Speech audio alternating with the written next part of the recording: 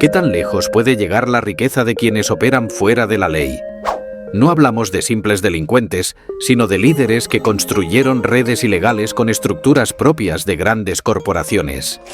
Sus fortunas, difíciles de rastrear, llegaron a superar presupuestos de países enteros.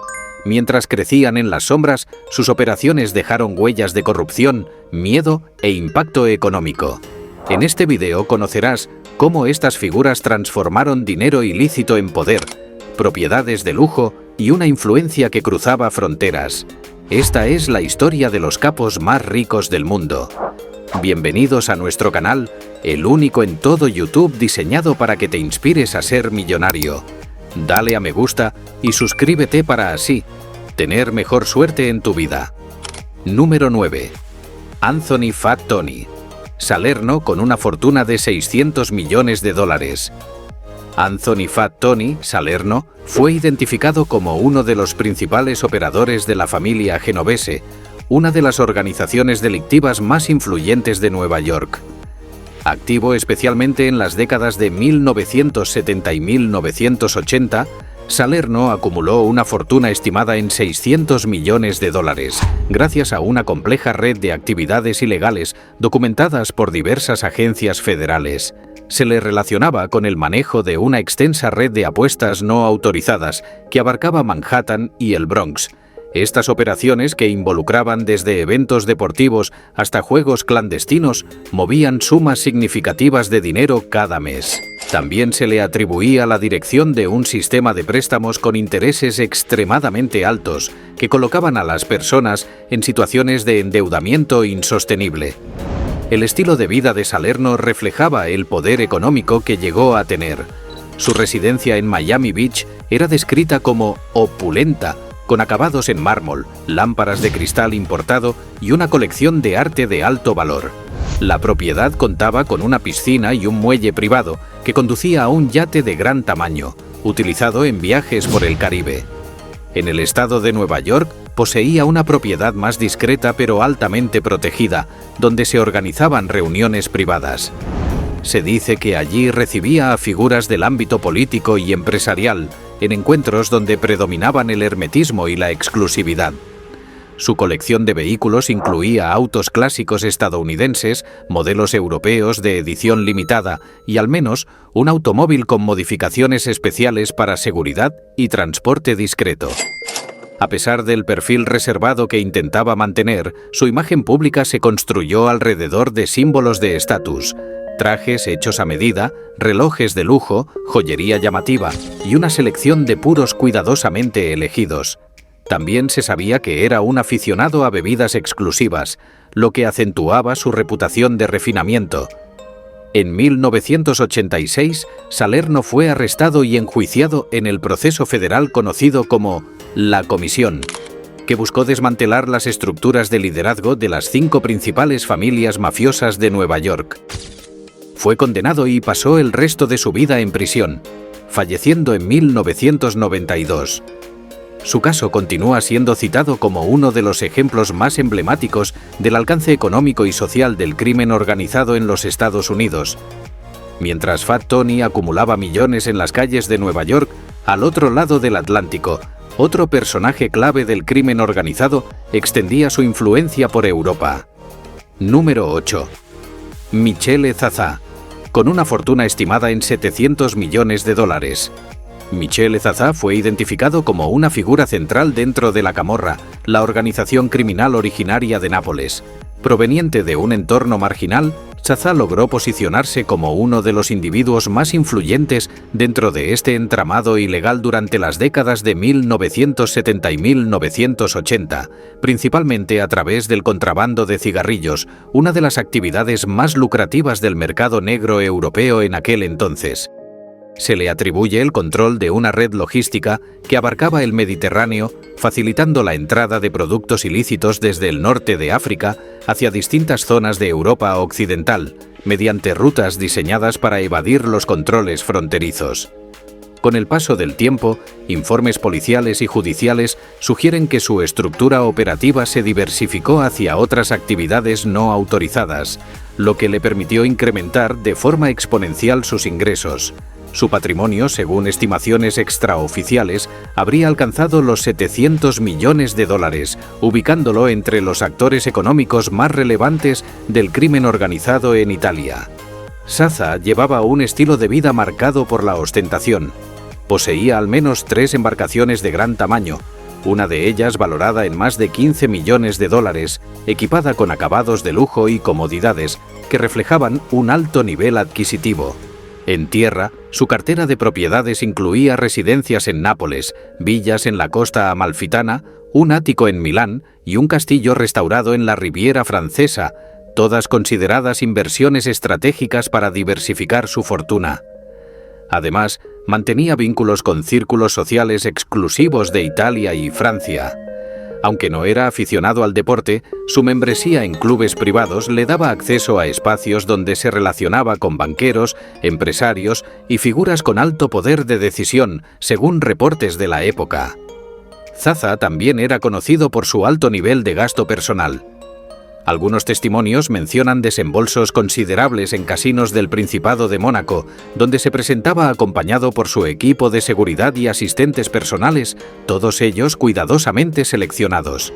Su guardarropa reflejaba su búsqueda constante de proyección y estatus. Contaba con una extensa colección de trajes confeccionados a medida y accesorios de lujo, utilizados en eventos privados y reuniones de carácter confidencial. Para preservar su integridad y la de su estructura, Zaza habría invertido grandes sumas en medidas de protección. Se le atribuye la contratación de personal de seguridad compuesto por exmilitares con entrenamiento avanzado, así como el uso de mecanismos de influencia y corrupción para garantizar la continuidad de sus operaciones. Pese a la reserva con la que manejaba su imagen, su impacto en la historia del crimen organizado italiano sigue siendo objeto de análisis, tanto por su capacidad para generar riqueza como por el alcance transnacional de sus actividades. A pesar de su vasto imperio y su fortuna ilícita, las actividades criminales de Michele Zaza terminaron por cobrarse su precio.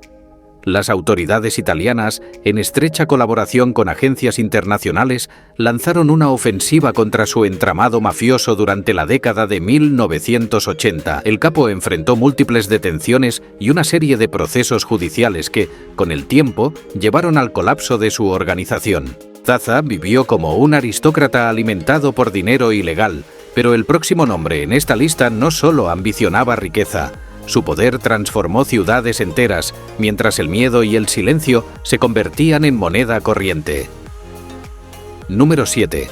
Griselda Blanco, con una fortuna de 2.000 millones de dólares.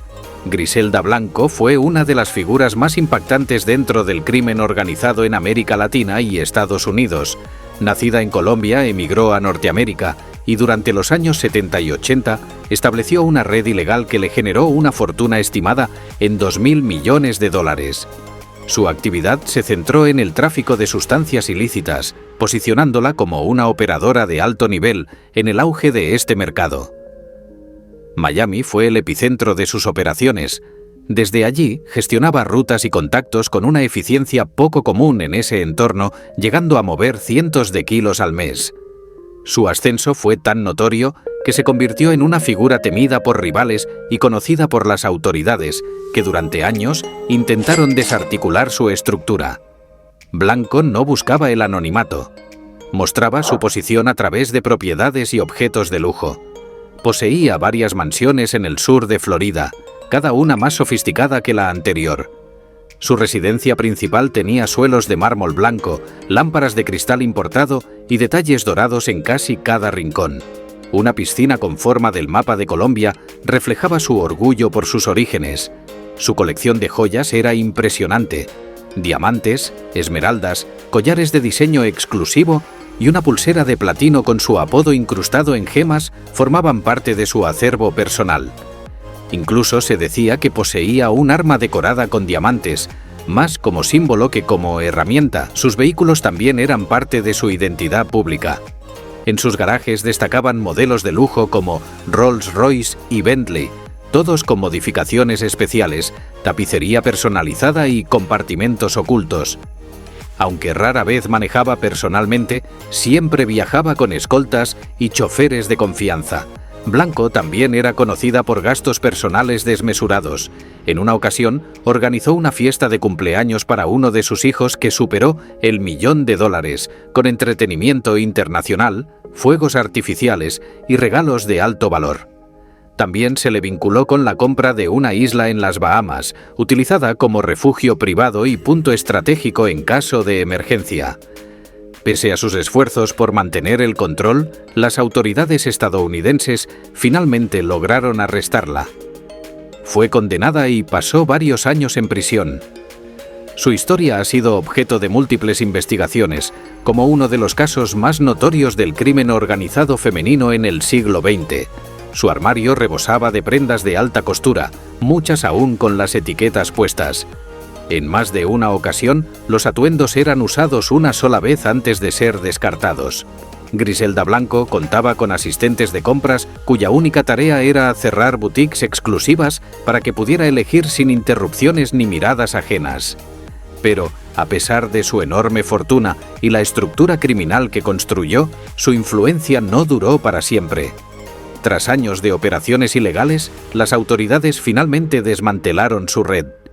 Griselda Blanco dejó una huella profunda en la historia del crimen organizado en Miami, marcada por una época de control férreo y grandes excesos. Mientras ella consolidaba su poder en el sur de Florida, el siguiente nombre en esta lista ejecutaba operaciones a gran escala en el hemisferio occidental, utilizando desde túneles hasta métodos sofisticados para expandir su alcance. Número 6. Joaquín El Chapo Guzmán. $1.000 millones. Joaquín El Chapo Guzmán fue identificado como el principal operador del Cártel de Sinaloa, una organización criminal de gran alcance internacional. Su apodo, que aludía a su estatura, contrastaba con su enorme influencia dentro del crimen organizado. Bajo su liderazgo, la red alcanzó una expansión global, estableciendo rutas desde América del Sur hasta diversas ciudades en Estados Unidos, Europa y más allá. Se estima que su organización generó ingresos por miles de millones de dólares, posicionando al Cártel de Sinaloa como una de las estructuras delictivas más grandes del mundo durante su apogeo. En su punto máximo, informes apuntaban a que controlaba cerca de la mitad del tráfico de sustancias en México, manteniendo una operación sistemática y altamente estructurada. Guzmán vivía rodeado de comodidades difíciles de alcanzar para la mayoría. Contaba con una flota de aeronaves privadas, lo que le permitía desplazarse constantemente y evitar capturas. Poseía múltiples residencias repartidas por todo el país, incluyendo casas en zonas urbanas, propiedades rurales y escondites con alta tecnología en seguridad, como vidrios blindados, túneles de escape y salas ocultas. Entre sus bienes personales se destacaban objetos de lujo personalizados, incluyendo relojes suizos exclusivos, prendas de diseñadores internacionales y artículos decorativos con materiales valiosos. También se le relacionaba con reuniones privadas de alto perfil, siempre bajo estrictas medidas de seguridad. La red bajo su control no solo operaba en el ámbito logístico, sino que también mantenía mecanismos complejos de protección, incluyendo la infiltración de agentes en diversos niveles institucionales. Parte de sus recursos eran utilizados para evitar capturas o facilitar condiciones favorables mientras se encontraba bajo custodia. De hecho, Guzmán protagonizó 2 fugas que generaron un alto impacto mediático. En una ocasión, escapó oculto en un carro de lavandería y en otra, a través de un túnel construido con equipos de ingeniería avanzada y recursos económicos considerables. Finalmente, en 2016, fue capturado y extraditado a Estados Unidos, donde enfrentó un proceso judicial por múltiples cargos vinculados al crimen organizado. Fue sentenciado a cadena perpetua más 30 años y actualmente cumple su condena en una prisión federal de máxima seguridad. Su historia es considerada uno de los casos más estudiados en el análisis del narcotráfico a gran escala. El gobierno mexicano logró confiscar una parte considerable de los bienes de Joaquín Guzmán, aunque persisten rumores sobre fortunas escondidas en ubicaciones desconocidas. Mientras el Chapo debía recurrir a espectaculares fugas para mantenerse libre, su sucesor en esta lista ni siquiera necesitaba huir. Vivía rodeado de lujos, viendo crecer su fortuna gracias al auge del mercado financiero, sin necesidad de recurrir a la violencia directa. En el puesto número 5 aparece Susumu Ishii, con una fortuna estimada en $1.000 millones. Dentro del mundo del crimen organizado, Susumu Ishii destacó por un perfil poco convencional. Como líder del grupo Yakuza Inagawa Kai en Japón, durante la década de 1980, logró transformar una organización tradicionalmente vinculada al AMPA en una estructura que operaba con lógica empresarial. Aprovechando el contexto de crecimiento económico japonés, Ishii diversificó su influencia invirtiendo en sectores legales en plena expansión. Durante la conocida burbuja financiera, destinó importantes sumas al mercado bursátil y al sector inmobiliario, anticipando con precisión el aumento de los precios. Estas inversiones le permitieron acceder a niveles de riqueza que lo colocaron entre los personajes más influyentes de su época. Poseía varias residencias en zonas exclusivas de Tokio, algunas valoradas en cifras equivalentes al ingreso de toda una vida para una familia promedio. Su vivienda principal combinaba elementos tradicionales japoneses con lujos modernos, jardines zen, espacios dedicados a la ceremonia del té y obras de arte de gran valor. Su patrimonio no se limitaba a Japón. También adquirió propiedades en Hawái y California, así como islas privadas en el Pacífico, que utilizaba como espacios de reunión para encuentros discretos con colaboradores del ámbito empresarial. Sus activos inmobiliarios representaban un porcentaje significativo de su fortuna. Además, mantenía participaciones en bancos, industrias manufactureras y empresas del sector entretenimiento. Durante los años de auge económico, invirtió notablemente en clubes de golf, que en ese momento se convirtieron en símbolos de estatus entre las élites japonesas. Ishii también era conocido por su estilo de vida lujoso. Mantenía una flota de automóviles de alta gama, incluyendo limusinas personalizadas y autos deportivos, además de un avión privado a su disposición. Su vestimenta estaba compuesta por trajes confeccionados a medida por casas de moda de alto prestigio en Tokio y Londres. Lo que diferenciaba a Ishii de otros líderes del crimen organizado era su capacidad para mantener una estructura interna basada en la tradición yakuza, con códigos de lealtad y jerarquía, mientras tejía relaciones con figuras del mundo corporativo y político. Esa doble presencia le permitió operar tanto en entornos informales como en esferas de alto poder. Gracias a esta estrategia dual, logró construir una fortuna estimada en $1.000 millones. Su caso se analiza hoy como un ejemplo del cruce entre estructuras criminales tradicionales y modelos de inversión contemporáneos. Sin embargo, mientras él optaba por el bajo perfil financiero, el siguiente personaje convirtió bares clandestinos en máquinas de dinero y controló una ciudad entera como si fuese su propio feudo. En el puesto número 4 figura Al Capone, con una fortuna ajustada de $1.300 millones. Durante la era de la prohibición en los años 20, Chicago vivió un profundo cambio social marcado por el surgimiento de redes ilegales de distribución de alcohol.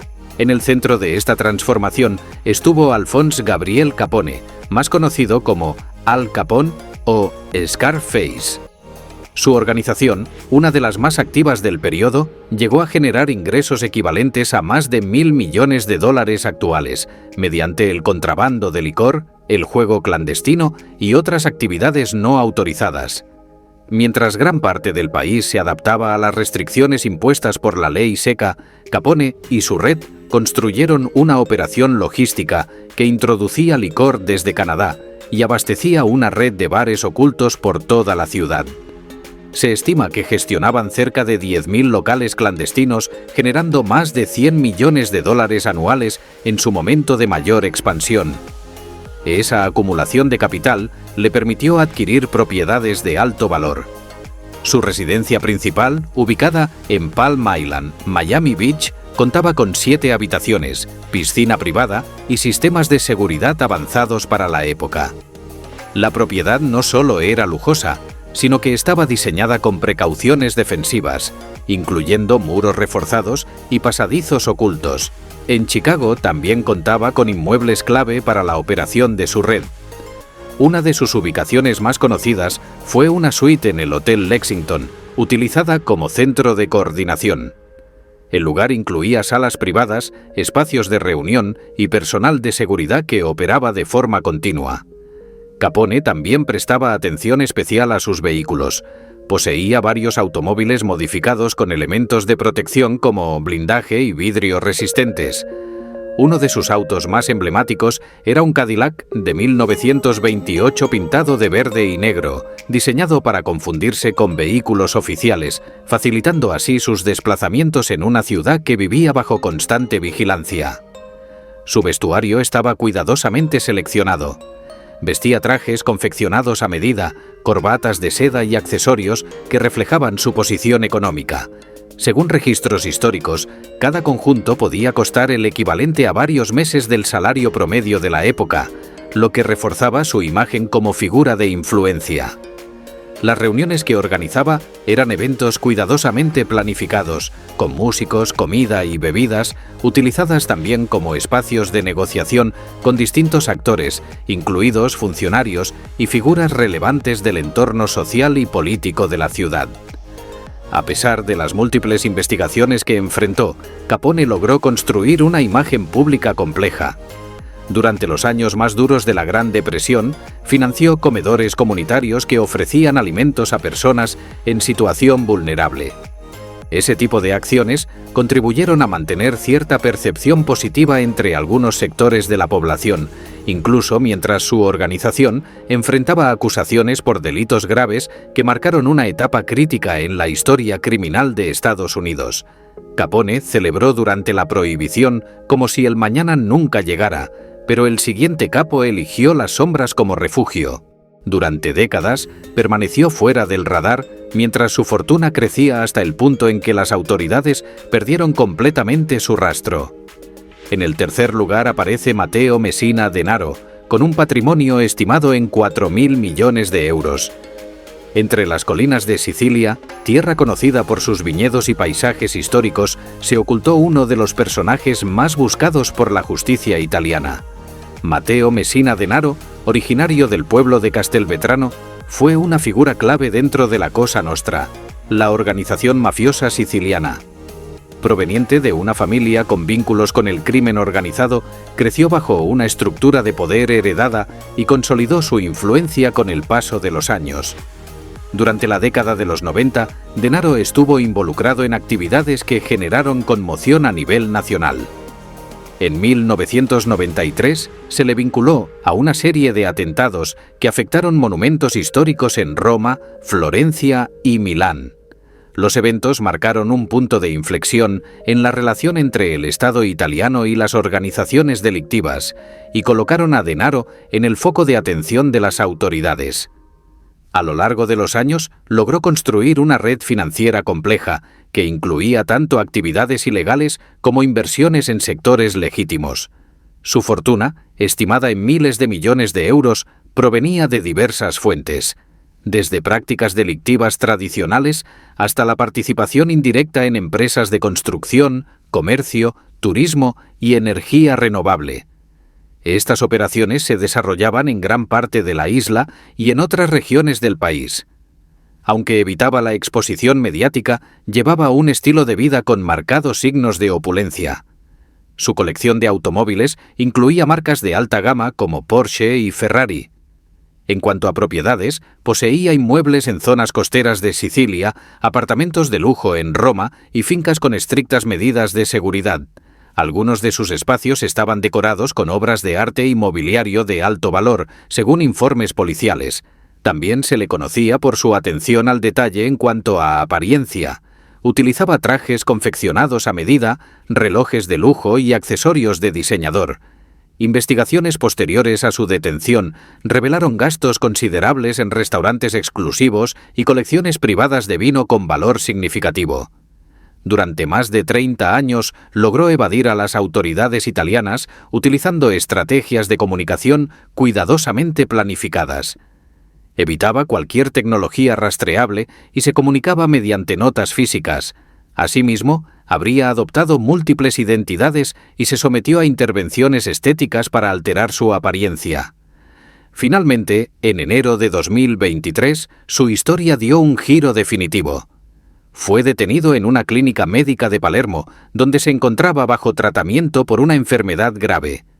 A pesar de los recursos que había acumulado durante décadas, ni su fortuna ni sus precauciones pudieron impedir su captura, que marcó el fin de una de las huidas más prolongadas en la historia del crimen organizado europeo.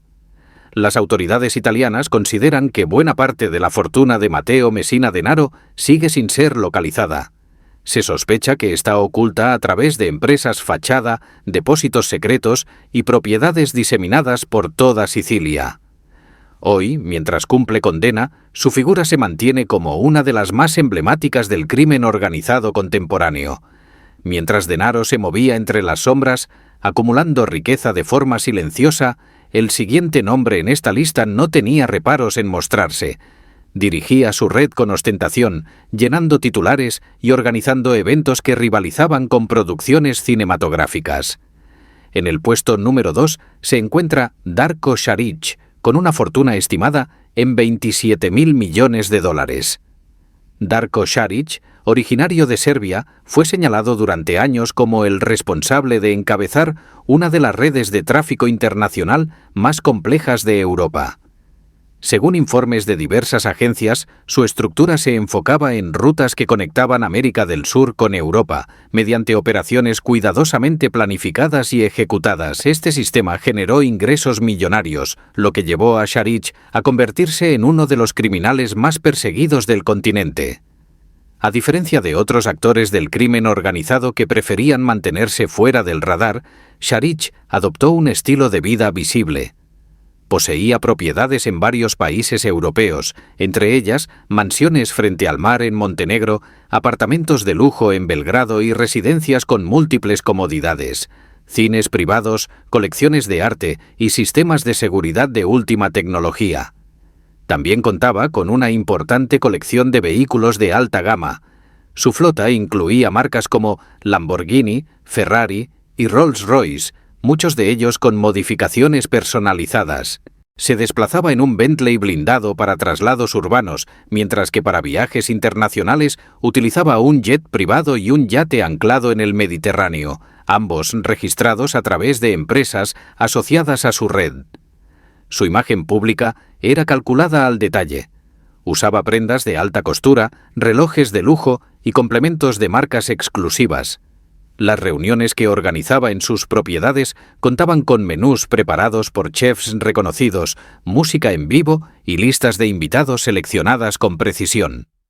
Estos eventos eran utilizados, según reportes de inteligencia, como espacios de negociación, alianza y coordinación entre distintos actores vinculados a sus operaciones. Detrás del glamour, Šarić dirigía una estructura con alcance multinacional. La red que lideraba contaba con personal especializado en cada etapa del proceso, desde logística marítima hasta control financiero. Las autoridades identificaron vínculos con operadores portuarios, agentes comerciales y colaboradores en distintos niveles que contribuían a mantener activa la operación. Durante años, diversas unidades policiales europeas colaboraron para investigar y rastrear sus movimientos. Finalmente, en 2014, fue arrestado y procesado por cargos vinculados al crimen organizado y operaciones financieras ilegales. Tras su detención, una parte significativa de su patrimonio fue incautada. El que alguna vez vivió rodeado de lujos, ahora cumple condena bajo custodia. Su caso sigue siendo un ejemplo destacado de cómo las redes criminales modernas pueden operar con estructuras similares a las de grandes corporaciones y cómo la cooperación internacional puede ser clave para desmantelarlas. Šarić vivía rodeado de excesos, en un entorno donde la riqueza parecía no tener límites. Pero el último nombre en esta lista no solo acumuló una fortuna extraordinaria, extendió su dominio territorial, expandió sus operaciones económicas y estableció una red que influía desde las calles hasta los niveles más altos de la economía regional. Número 1. Francesco Schiavone, 47.000 millones de dólares, estimación del clan. En la historia del crimen organizado italiano, pocos nombres alcanzan la magnitud de Francesco Schiavone, también conocido como Sandokan. Como figura clave del clan Casalesi, una fracción de la Camorra en la región de Campania, Schiavone consolidó una estructura que se infiltró en múltiples sectores económicos, tanto legales como ilegales. Las autoridades italianas estiman que el valor total de las operaciones bajo su mando superó los 47.000 millones de dólares. Uno de los pilares de su red fue el control de contratos vinculados a la construcción. Desde grandes autopistas hasta desarrollos urbanos y centros comerciales, las licitaciones pasaban por estructuras asociadas directa o indirectamente con el clan. También se investigó su implicación en el manejo no regulado de residuos industriales, un negocio altamente rentable, pero con consecuencias ambientales graves para el sur de Italia. La red de Schiavone extendía su influencia sobre negocios de todo tipo, desde pequeños comercios hasta grandes restaurantes, muchos de los cuales aportaban pagos periódicos para operar en determinadas zonas. Estos ingresos eran reinvertidos en propiedades y operaciones que mezclaban actividades económicas legítimas con estructuras creadas para disimular el origen del capital. Su residencia principal en las afueras de Casal di Principe fue descrita como un espacio lujoso, con acabados en mármol, mobiliario de alto valor y una colección de arte de procedencia investigada por las autoridades. El complejo también contaba con espacios recreativos como piscinas, canchas deportivas y jardines privados, mantenidos bajo estrictas medidas de seguridad. En lo personal, Schiavone mostraba un gusto refinado por la moda y los bienes de lujo. Vestía ropa hecha a medida, relojes suizos de colección y calzado artesanal. También contaba con una colección de automóviles de alta gama, incluyendo modelos deportivos y vehículos personalizados con sistemas de protección. Además de su rol operativo, Schiavone fue señalado por utilizar una red de empresas para canalizar capital hacia sectores como la hotelería, la restauración y el ocio nocturno. Estos negocios, además de ofrecer retornos económicos, servían para ampliar su influencia y mantener vínculos con sectores de la vida pública y privada. Durante años, las autoridades italianas lo consideraron uno de los fugitivos más peligrosos del país. Fue capturado en 1998 tras una extensa operación de inteligencia. Desde entonces, cumple condena bajo un estricto régimen penitenciario.